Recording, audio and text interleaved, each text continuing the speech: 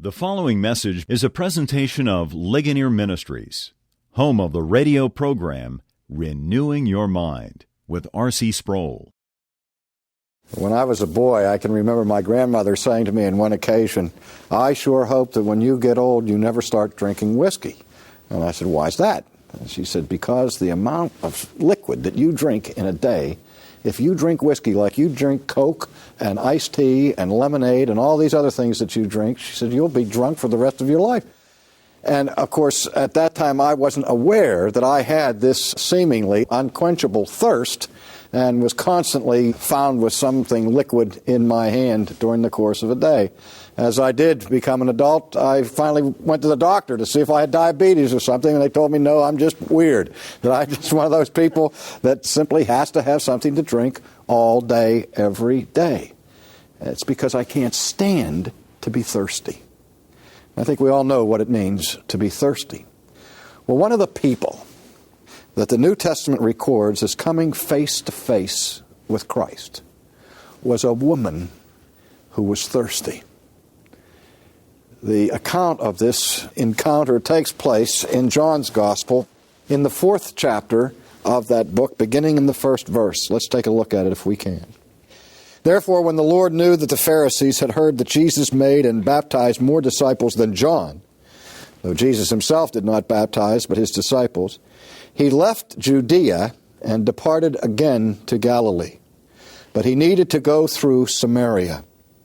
And so he came to a city of Samaria, which is called Sychar, near the plot of ground that Jacob gave to his son Joseph. And Jacob's well was there.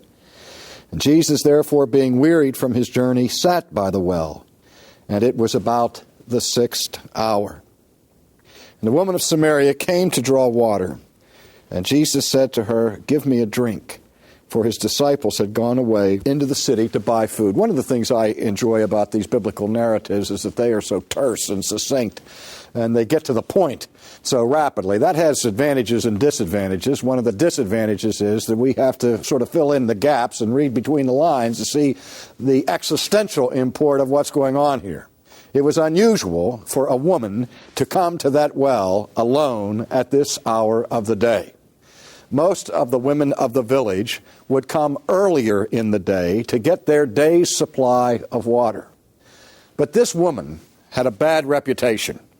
She was a woman who had gone through multiple husbands and whose lifestyle was considered illicit by her neighbors. And for all intents and purposes, she was a woman who was shunned by the rest of the community. She was a pariah, an outcast from the social ranks of her day. And so this simple procedure, this simple custom of the natives of Sychar of going to the town center during the day to draw water for the needs of the day from the well, this simple custom was not given to her in its normal way, but she was excluded from it. It was almost the place of the morning coffee klatch for the women. This woman comes later in the day. Comes when the sun is at its peak, and it's a hot and difficult day, and Jesus himself is on this journey, and the way he makes his journey is extraordinary. We just told almost as a postscript that Jesus, moving now from Judea back up to Galilee, you realize that in this tiny little land of Palestine, this little ribbon of real estate that we find there bordering the Mediterranean Sea, that in the northern part of that country is Galilee. Galilee's in the north, and Judea, where Jerusalem is in the south. And the buffer of land between Galilee and Judea was Samaria. Now, during the intertestamental period, relations between the Jewish people and the Samaritans became so strained that hatred and animosity developed between these two groups of people to such an extent that we are told in the New Testament that the Jews had no dealings with the Samaritans, and it was customary if a Jewish person wanted to make the trip either to the north from Judea to Galilee or to the south from Galilee to Judea, they would take a circuitous route, the desert route, if necessary, to go around Samaria rather than have to pass through this despicable place where they had such racial animosity. But Jesus breaks all of those barriers, and instead of going the roundabout way from Judea to Galilee, he goes right through Samaria. And he's there in the middle of the day, He sends his disciples away to buy provisions, foodstuffs for their band, and he, because he's thirsty, goes to the well to get himself a drink. Now, I don't know how many of you have ever been to Palestine. It's an unforgettable experience if you do go. I promise you that. On my first visit to Palestine, one of the side trips we made was to this little village, the historic village of Sychar. And our guide took us to the traditional site of Jacob's well, which in and of itself was astonishing to me, that this well that had been built 2,000 years before Jesus ever came to the well is 4,000 years before I came to the well. And that well's been there for millennia, actually, and it is right at the base of this strange-looking hill. It's really not high enough to be called a mountain in our terms or in our standards, but this hill that does rise up somewhat sharply from ground level, but it is covered with green. And it doesn't have sharp, jagged peaks, but has a rounded crest to it. It's a beautiful hill, and it was called by the Samaritans Mount Gerizim. And it was a sacred site for the people of Samaria, because they believed that the place where God dwelt, the place that God inhabited, was not the temple in Jerusalem, but was the mountain there right outside this village of Sychar, Mount Gerizim. So on this occasion, Jesus is right there in the shadow of Mount Gerizim. He's thirsty in the middle of the day, and he goes over to this well to get something to drink. And here is this woman in her solitude, in her shame, and she's surprised. Let's look at what happens. The first thing we notice in verse 7 is this. The woman of Samaria came to draw water, and Jesus said to her, "Give me a drink." Well, it's not so important initially what Jesus said to this woman, but that he said anything to this woman was noteworthy. That this Jewish rabbi would even speak to an outcast woman, not to mention an outcast Samaritan woman, was an extraordinary thing. And this unusual aspect of this encounter was not missed by the woman. We read in verse 9, "Then the woman of Samaria said to him, 'How is it that you, being a Jew, asks a drink from me, a Samaritan woman? For Jews have no dealings with Samaritans.' And Jesus answered and said to her, 'If you knew the gift of God, and who it is who says to you, "Give me a drink," you would have asked him, and he would have given you living water.'" We need to think at times, to stop and think about some of the implications of the words that come from the lips of Jesus. Notice that this conversation starts where Jesus asks something of the woman, "Give me to drink." And the woman responds by asking Jesus a question. "What do you mean, give you a drink? Why are you, a Jew, asking me, a Samaritan woman, for something to drink?" And what does Jesus say? "Well, because I'm thirsty, and because I'm the Son of God incarnate, and I come to break down all these walls of racial discrimination and overcome this hatred and bring a new ethic of love for your neighbor and all of that." That's not what he does. In fact, he doesn't answer her question at all. Instead, he takes this question and this occasion to teach this woman something of eternal significance. He looks at her and he said,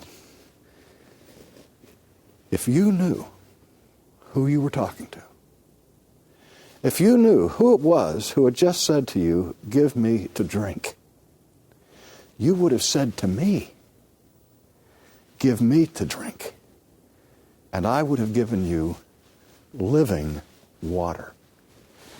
The woman said to him, "Sir, you have nothing to draw with, and the well is deep. Where then do you get that living water? Are you greater than our father Jacob, who gave us this well and drank from it himself, as well as his sons and his livestock?" She's filled with questions. I mean, it's like machine gun rapidity. One question after another she responds to. Her first response is one of unbelief that he can do what he said he could do. She sees all of the obstacles, all of the problems. You know people like that? That every time you come up with an idea, they'll tell you 100 reasons why you can't accomplish it. 100 obstacles that can't possibly be overcome. I know people like that. they're the people who never get anything done, because all they focus on are the problems rather than the solutions to the problems. Well, this woman was like that. She said, living water? What do you mean living water? This well is deep and you have nothing to draw with. She missed part of what Jesus had said to her. If you would have known who was talking to you. Jesus could have come back now and said, Madam, I told you that if you would have known who you were talking to, you would have asked for living water. He could have said to her, Madam, if you knew who you were talking to, you wouldn't talk to me about not having anything with which to draw from the well, or you wouldn't bother giving me a history lesson or a lesson on the mechanics of the digging of wells and telling me how deep this well is. I know how deep this well is, and I know how long this well has been here. I know it goes all the way back to the time of Jacob, and Jacob, I know, was the grandson of Abraham, and Madam, before Abraham was, I am. I know all about Abraham. I know all about Isaac. I know all about Jacob, and I know all about this well. But he doesn't do that. What does he do? Well, let's look. Again, Jesus ignores her obstacle listing. She responds to the question, are you greater than our father Jacob? He could have said to her, yes. Who gave us the well and drank from it himself? Yes. As well as his sons-in-law? Yes. But that's not what he said. He said to her, whoever drinks of this water, as wonderful as this water is, as good as it tastes, as refreshing as it may be, as deep as the well is and all the rest, whoever drinks of this water will thirst again. But whoever drinks of the water that I shall give him will never thirst. But the water that I shall give him will become in him a fountain of water springing up into everlasting life. Now, this is a powerful statement that Jesus makes to her. He doesn't come right out and say, yes, I'm greater than Jacob and greater than his cowboys that used to drink at this well. But the water that you drink here will satisfy your thirst for a moment, for a short period of time. But there is a cycle in the human organism that as thirsty as we become, and we seek to assuage that thirst, quench that thirst by drinking a cool liquid. It satisfies us for a moment. But as time passes, a very short time passes, until we become thirsty again. That's what my grandmother noticed in me, how short a time would pass between the occasions when I would become thirsty. Now, I've never had anything to drink in my life that has permanently satisfied my thirst. In a sense, Jesus is saying to this woman, using this occasion from nature to direct her attention to something far more significant than the meeting of a basic, ordinary human daily requirement of water. I'm talking to you about a satisfaction that is more significant than the physical satisfaction that you seek to achieve through the experiences of your life. If Jesus ever came face to face with a crass hedonist, it was on this occasion. This was a woman whose whole life was defined by the physical, by her sexual relationships, and by her feelings, her physical well-being. And Jesus understood that. And he understood that about everybody else who's like that. And he's saying you're searching desperately for something that will satisfy you permanently. And that's the hedonistic paradox. When we look at the philosophy of hedonism, it defines the good by the experience of pleasure. The hedonistic paradox is this: the more pleasure you achieve that you desire, the more bored you become. And the greater intensity the next pleasure must be to satisfy you. And if you don't achieve the intense pleasure you're looking for, you will be frustrated. If you do achieve the experience of pleasure you're seeking, you'll be bored. And so the hedonistic paradox is, no matter which occurs, you lose. It's a no-win situation. And Jesus understands that about this cyclical, endless, repetitive quest that we have to be satisfied. But nothing satisfies us. Jesus said, I have something that I can give you that will satisfy you. Not just for this afternoon. Not just for 100 years. But forever. A water that I will give that will become not a well from which you will draw, but a spring that perpetually flows and bubbles up and comes out of this fountain of the center of your being, out of the core of your soul, a living water. I come to give you life itself. Remember how Jesus says on another occasion, I came that you might have life. What is it that we're so desperately looking for? Life. I love life. I hate death. I hate disease. I love life. I mean, I know life is filled with sorrows and tribulations and fears and all that. It's a valley of tears. I love it anyway. I cling to it desperately, tenaciously. We all do. So why would I listen to Jesus? He says, you already have life. No, not the kind of life I want. I came that you might have life. Zoe, not bios. The word there in the Greek is zoe. It's a quality that transcends mere biological life. That's what he's talking about to this woman. I know you, he's saying to her. I know what your life has been like. You have 6 husbands, and the one you're with now, you're not even married to. You're just living with him. You've gone through this endless parade of mates, thinking that you're going to find happiness, thinking you're going to be fulfilled, thinking that you're going to be satisfied in your soul. And I am talking today, Jesus is saying to this woman, with a woman who is profoundly dissatisfied. And I can give you water that will satisfy your soul. It'll become a fountain within you. The woman said to him, Sir, give me this water, that I may not thirst, nor come here to draw.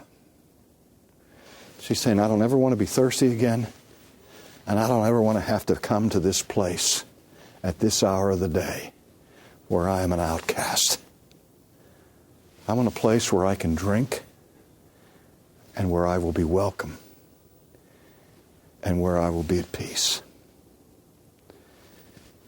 Jesus says, okay, I'll give it to you, but first go call your husband and bring him here. She says, I don't have a husband. Jesus said, you have well said, I have no husband. For you have had 5 husbands, and the one whom you now have is not your husband. You spoke truly. Now the woman wants to talk theology and duck the issue. And Jesus ends the conversation, ends this meeting by looking at that mountain and saying, you people here are all caught up again in the physical. Is God on this mountain? Or he is in the temple of Jerusalem? Is he in the well? Is he in the sewer? I'll tell you that God is a spirit. And whoever worships him must worship him in spirit and in truth. And when a person has the water of Christ, then they are aware permanently of the presence of God, not only in Samaria and in Galilee and Jerusalem, but to the uttermost parts of the earth, where we can be in his presence, in spirit and in truth. For more information about Legonier Ministries, call 1-800-435-4343 or contact us on the web at legonier.org. That's LIGONIER.org. Or write P.O. Box 54, 7500, Orlando, Florida, 32854.